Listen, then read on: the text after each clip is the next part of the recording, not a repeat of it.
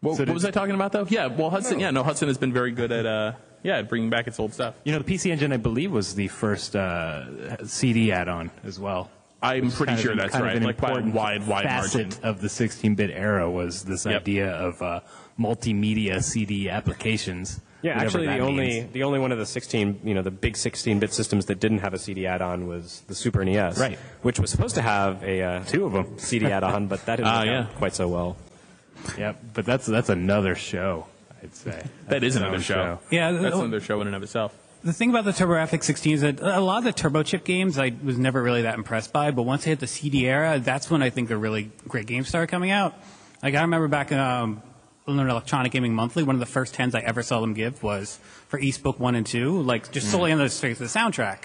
And that's when I first started paying attention to it, even though I was way too poor to buy one. See, Ys Book 1 and 2, another game that people know through the remakes, such as the one that came out like 2 weeks ago. Oh, yeah, right. And the one that came out like a year before that for the DS. I heard like two people clapping when you mentioned Ys. Yeah, don't clap for that. Keith Courage got more applause than Ys. That's just people being sarcastic with their hands. There was a lot of really off-kilter licensed stuff that came out, at least for the PC Engine, that sort of got unlicensed in America. Like Keith Courage was, Wataru-kun? Which is some sort of anime? Yep. JJ and Jeff was based on Kato and Ken, two Japanese comedians. Yeah, very sad really into scatological humor. Yeah. And I think that typified a lot of the Turbografx 16 in that it was a very Japanese console that they like sort of published stuff for America, but not to the same level that the Genesis did. That just had a huge amount of Western focus. The vast majority of those games were published in the U.S. and even in Japan by either Hudson or NEC. It was true. I mean, there's very few true third-party games. Yeah. Sidearms is actually kind of like there's very few. I think Sidearms is sort of like when Sega did like Strider, like they did it themselves, and then like whoever just published that, like NEC. Not sure, but things like the Capcom games, Fighting Street was actually published by NEC. Yeah, and that actually wasn't too uncommon. Fighting Street, by the way, was Street Fighter 1. Sorry? That wasn't too uncommon for the games industry up to that point, because if you look back at the Atari era, Atari, and Coleco would publish and develop most of the games that they licensed from other companies. Yeah. The Sega Master System had like 2 third-party games ever published for it, I think. Everything else was licensed in by Sega. Yeah, I think it's Parker Brothers and Activision. 8. I'm going to say 8. Yeah, so it wasn't very many, but basically Sega would license games like R-Type or Rygar, or not Rygar, Raston. Oh, maybe Rygar. No, they did Rygar. And they would develop those themselves. So, the PC Engine was kind of an extension of that philosophy. A lot of those games were actually coded by NEC. Yeah, like Fighting Street, which, as Frank was saying, is the first Street Fighter, was the version on the PC Engine, or the Turbografx also, was coded by NEC. They just licensed it from Capcom. So in a lot of ways, nothing for Fighting Street, by the way. Does anybody like Fighting Street out there? No one likes Street Fighter. You should all play Fighting Street or Street Fighter 1. Don't do Rita it. has those dopey slippers. It's terrible. For you with red hair and slippers. Don't listen to Kohler's lies. All of the voice acting for all of the guys is the same, and it's all done by the same like random Japanese janitor or whoever they found, and it's all in English. It's tremendous. It sounds you can like see a on the Texas screen what they're speech supposed to be converter. saying, and then it's beautiful. So kind of branching off of that point, I think the Genesis was a breakthrough in a lot of ways, the Mega Drive, because it was kind of a move toward a more Nintendo-structured licensing schematic, and it was a system that was, at the same time, considerably more powerful than anything that had come before on the console front. It was definitely more powerful than the PC Engine, the Turbografx 16, as well as the NES. Well, what I think is interesting, especially since we're talking about third-party publishing, so when the NES and the Master System were going head-to-head, Nintendo had this exclusivity clause. If you publish games for the Nintendo, you cannot publish that same game for anyone else. It has to be exclusive to the NES, at least in the United States, I should clarify. By the time the Genesis started kind of hitting its stride, that had been relaxed a bit. So the Genesis is kind of the first time that we started seeing, at least in America, cross-platform But gaming. it did very famously stop Sunsoft from bringing their Turbografx Batman game to the U.S. because they had published The Genesis Batman game, you mean? No, Turbografx. They never wanted to bring that here. That crappy Pac-Man game with Batman. Well, has anyone ever seen Batman for the Turbografx? I got the two confused. You're right. The awesome Genesis version to the U.S. That was not awesome either, but for different reasons. But the Turbografx Batman game, you guys should look this up on like Moby Games or something. It's like this weird overhead maze like arcade game with Batman for some reason. And I actually got the story behind this. I don't know if I ever told you guys about this. Go on. Okay, so Sunsoft in Japan was making like a traditional, like sort of like the NES Batman game, but for Turbografx. And they were developing it, but they got in some pretty heated licensing arguments with Warner Brothers, who in DC.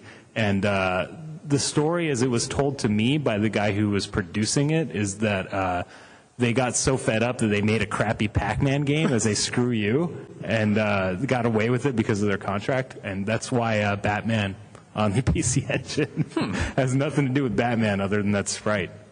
It's pretty good. But it's not fantastic. It's a bad game.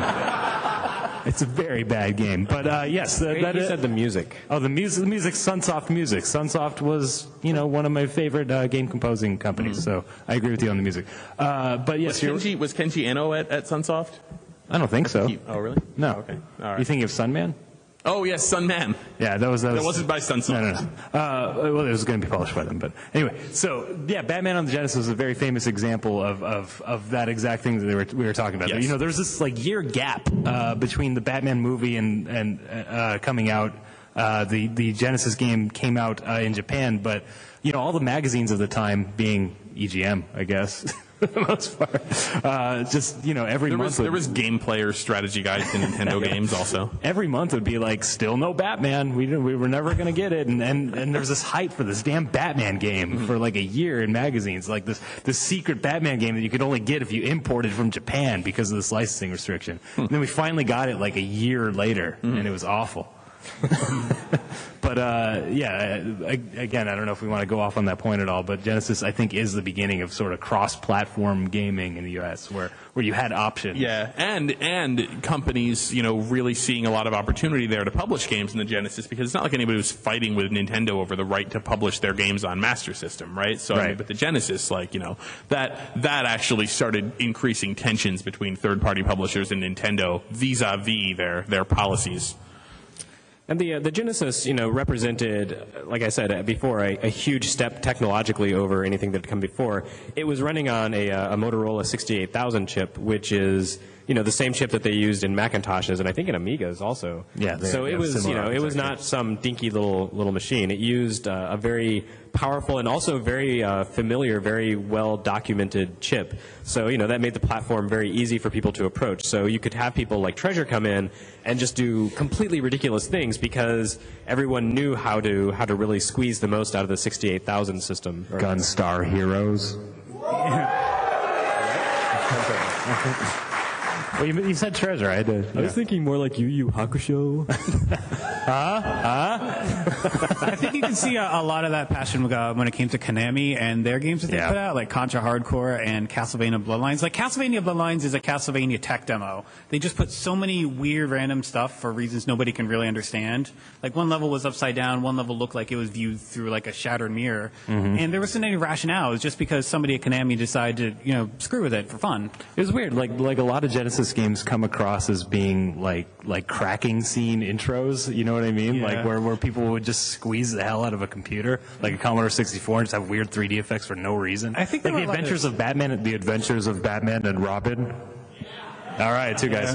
That was even crazy. Did you say Batman on Genesis was crappy? Batman the movie on Genesis, The Adventures of Batman and Robin, based on the animated series, is a very good game. It's like a shooter platform game. Yeah, it's a beat 'em up. It's sort of like Treasure, but not nearly as well balanced. But graphically, it looks amazing. It has this really, really awesome techno soundtrack by Jesper Kyd, who still does like the Assassin's Creed soundtracks nowadays, and it looks incredible. So we were talking about how the Genesis was easy to develop for, but I don't think that was true of the sound chip based on every third-party Genesis game ever sounding like garbage. Yeah, I don't know what the story with that was. There's 3 instruments. There's wah, and there's fart, and there's bleh. No, there's also... Every bit of tech documentation I've ever read is nobody really understands how it worked. And you can see that nowadays with any Genesis sound emulator, even on commercial products, does not sound right. It's true.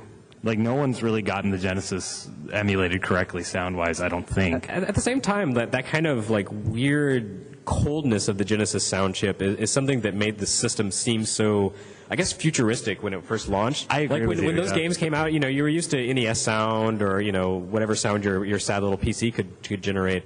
But then you got these Genesis games, and it sounded like they were being recorded by this... like, I don't know, like an alien jug band from the future, and everything was like really cold and harsh and just felt really bleak. And even a game like Super Ghouls and Ghosts, which was, very medieval, had very lush graphics, like it just felt kind of stark and barren because of that soundtrack. And it really like it just lent the whole system this kind of sense of like, this is something different. This is creepy and new and futuristic, and I like it. It really benefited games like Shadowrun. Yeah. There's a delay on that one. It had a very dark and gritty sound to it, especially Thunder Force 4, Lightning Force had a really, really rocking soundtrack. Same thing with Musha. Like, anybody could really do that sort of rock soundtrack. It had a really unique sound. But, Sega wasn't alone on the market forever, the 16-bit era.